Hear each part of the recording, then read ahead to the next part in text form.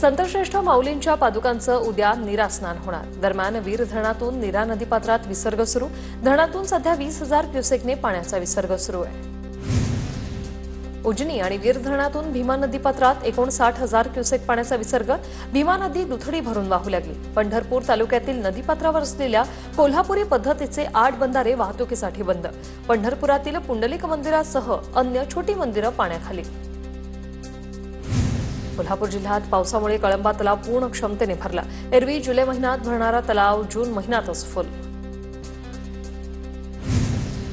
जळगावच्या भुसावळमधील हतनूर धरणाचे 2 दरवाजे 50 सेंटीमीटरने उघडले। धरणातून 2,578 क्युसेकने विसर्ग सुरू। धरणात सध्या 67% जलसाठा। सांगली जिल्ह्यातील मुसळधार पावसामुळे निम्मे प्रकल्प जूनमध्येच भरले। सांगली जिल्ह्यातील बळीराजा सुखावला। रत्नागिरी जिल्ह्यातल्या चिपळूणमधील कामथे धरण पूर्ण क्षमतेने भरलं। शेतकऱ्यांना दिलासा। समाधानकारक पावसामुळे कोकणातील शेतकरी सुखावला। नंदुरबार जिल्ह्यात संततधार पाऊस। अक्कलकुवा शहर परिसरातील रस्त्यांना नद्यांचं स्वरूप।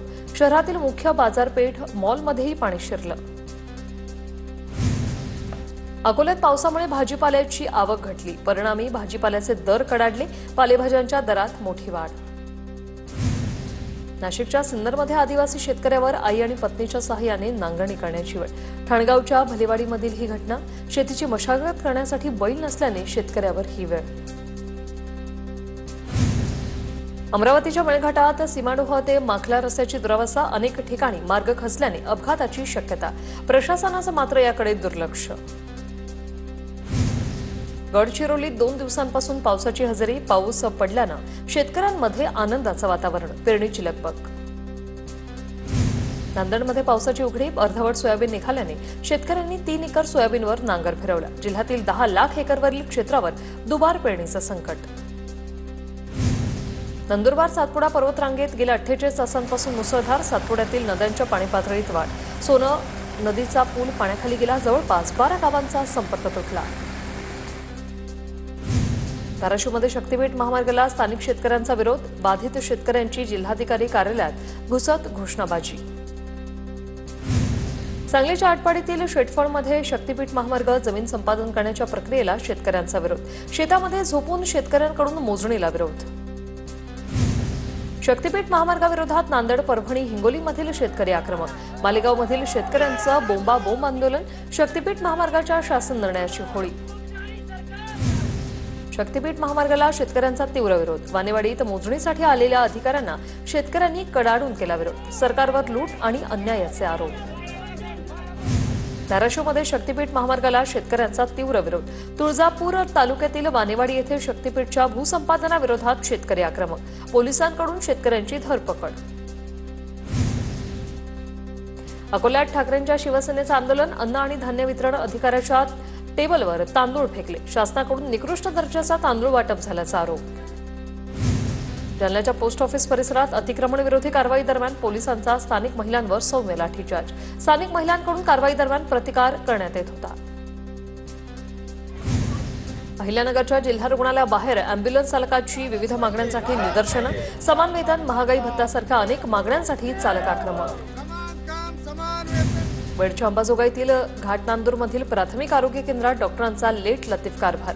डॉक्टर वेळेवर येत नसल्याने रुग्णांना नाहक त्रास।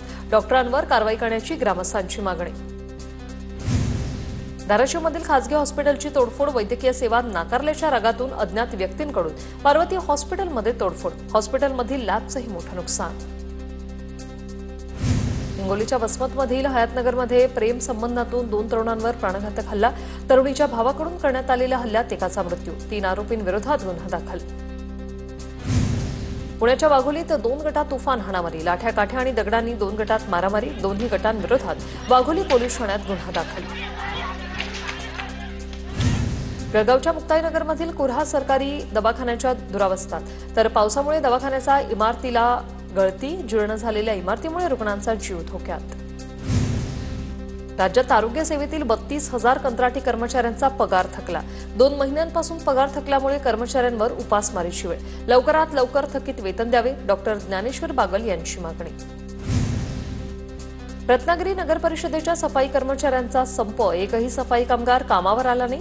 2 ते 3 महिन्यांचा पगार न झाल्याने कर्मचाऱ्यांनी उगारलं संपाचं हत्यार. रत्नागिरी नगर परिषदेत 300 सफाई कामगार. नंदुरबार जिल्ह्यातील एका आमदारानं पत्नीच्या नावावर घरकुल योजनेचा लाभ घेतल्याचा आरोप. कुठलाही आमदार असो, या आरोपांची चौकशी केली जाणार. विजयकुमार गावित यांची प्रतिक्रिया. कोकणातील स्वामी स्वरूपानंद मंदिरात वस्त्रसंहिता लागू. देवाचं दर्शन घेताना कपड्यांसंदर्भातील नियम पाळावा लागणार. 1 जुलैपासून नियम लागू होणार. याआधी कशेळीतील कनकादित्य मंदिर, मार्लेश्वर आणि वेळणेश्वर येथे कपड्यांबाबतची नियमावली लागू. छत्रपती संभाजीनगर संतोष लड्डा दरोडा प्रकरणात एक मोठी अपडेट. आरोपी अमोल खोतकरनं दिलेलं सोनं तुळशी वृंदावनात लपवलं होतं. 22 तोळे सोन्यासह जिवंत काडतूसही तुळशी वृंदावनात लपवल्याचं समोर. अहिल्यानगर शहरात रेखा जरे हत्याकांडातील आरोपी सागर भिंगारदिवेची जामीन मिळाल्यानंतर मिरवणूक. सागर भिंगारदिवेसह त्याच्या 80 समर्थकांवर गुन्हा दाखल. तात्पुरता जामीन मिळाल्यानंतर भिंगारदिवेची समर्थकांनी काढली होती मिरवणूक. छत्रपती संभाजीनगरमध्ये 1.25 कोटींचे 1.5 किलो एमडी ड्रग्ज जप्त. ड्रग्ज तयार करण्यासाठी रासायनिक पावडरची तस्करी. एनडीपीएस पथक आणि एमआयडीसी वाळूज पोलिसांची संयुक्त कारवाई. रायगडच्या माणगावातील काळ नदीपात्रात महाकाय मगरींचा मुक्त संचार. नागरी वस्तीत मगरींचा वावर दिसून आल्याने परिसरात भीतीचं वातावरण. जालन्यात 70 लाख रुपयांची खंडणी मागणारे 3 जण ताब्यात. आरोपींकडून 21 लाखांचा मुद्देमाल जप्त. जालना स्थानिक गुन्हे शाखेच्या पथकाची कारवाई. नाशिकमध्ये पोलीस पत्नीचा गणवेश परिधान करून पतीकडून अनेकांची फसवणूक. 9 महिन्यांनंतर तोत्या पोलिसाला नाशिक शहर पोलिसांकडून अटक. वाशिम लातूर ते चाकूर रस्त्यावर लातूर रोड येथे दुचाकीच्या धडकेत एकाचा मृत्यू. सुरेश काळे असं मृत्युमुखी पडलेल्या ग्रामस्थांचं नाव. जळगावच्या भुसावळ तालुक्यातील साके गावातील वरुण हॉटेलमध्ये व्यवस्थापकावर जीवघेणा हल्ला. दारू देण्यास नकार दिल्याच्या रागातून 10 ते 12 जणांकडून हॉटेल व्यवस्थापकावर हल्ला. घटना सीसीटीव्हीत कैद. बीडमध्ये घरी जाण्याच्या कारणावरून एका तरुणावर लोखंडी गज आणि चाकूने हल्ला. सुमेध जाधव असं हल्ला झालेल्या या तरुणाचं नाव. प्रेम आणि अविनाश कांबळे अशी हल्ला करणाऱ्या आरोपींची नावं. वाशिमच्या मालेगाव तालुक्यातील वाघळूदमध्ये अल्पवयीन मुलीची आत्महत्या. अभिषेक देशमुखनं मुलीच्या घरात शिरून विनयभंग केला. तसंच माझ्याशी लग्न कर अन्यथा जीवे मारेन अशी धमकी दिली. घाबरलेल्या मुलीला विषप्राशन करून जीवन संपवलं. बीडच्या माजल गावात 3 दिवसांपासून चोरीच्या घटनांमध्ये वाढ. हत्यार बंद चोरटे सीसीटीव्ही कॅमेऱ्यात कैद. लवकरात लवकर चोरट्यांना जेरबंद करण्याची मागणी.